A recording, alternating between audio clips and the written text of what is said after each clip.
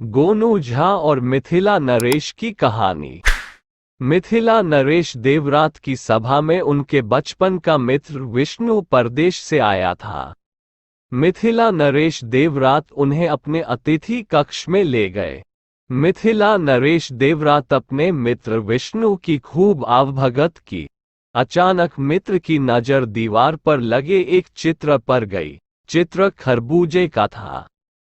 मित्र बोला, कितने सुंदर खरबूजे हैं। वर्षों से खरबूजे खाने को क्या देखने को भी नहीं मिले।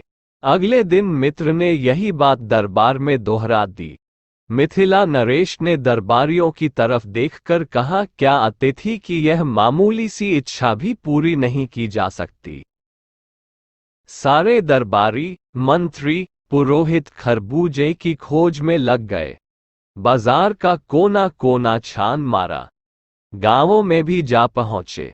गांव वाले उनकी बात सुनकर हंसते कि इस सर्दी के मौसम में खरबूजे कहाँ। जब सब थक गए तो एक दरबारी ने व्यंग्य से कहा, महाराज, अतिथि की इच्छा गोनू झा ही पूरी कर सकते हैं। सच है, इनके खेतों में इन दिनों भी बहुत सारे रसीले खरबूजे लगे हैं। मिथिला नरेश ने गोनू झा की तरफ देखा। नरेश की आज्ञा मानते हुए गोनू झा ने कुछ दिन का समय मांगा, फिर कुछ उपाय सोचते हुए दरबार से चले गए। कई दिन बीतने पर भी गोनू झा दरबार में नहीं आए। पुरोहित ने कहा, कहीं डरकर गोनू झा राज्य छोड़कर तो नहीं चले गए। एक सुबह जब मिथिला नरेश अपने मित्र के साथ बाग में टहल रहे थे तो गोनू झा कई सेवकों के साथ आए। सबने मिथिला नरेश को प्रणाम किया। सेवकों के साथ लाए टोकने जमीन पर रख दिए। उसमें खरबूजे थे। ये देख मिथिला नरेश खुश हो उठे।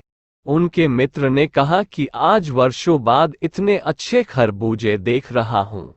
मिथिला नरेश ने सेवकों से छुरी और थाली लाने को कहा तो गोनू झा बोले, क्षमा करें महाराज, हमारे अतिथि ने कहा था कि वर्षों से खरबूजे नहीं देखे, इसलिए ये खरबूजे खाने के लिए नहीं, देखने के लिए है। ये मिट्टी के बने हैं। नरेश सहित सभी दरबारी गोनू झा की चतुराई पर दंग रह गए।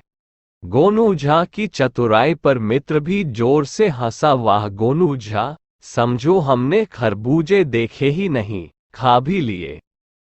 मिथिला नरेश ने गोनू झा को उसकी चतुराई के लिए ढेर सारा इनाम देते हुए उसको शाबाशी दी कि तुम सचमुच इस दरबार के अनमोल रत्न हो।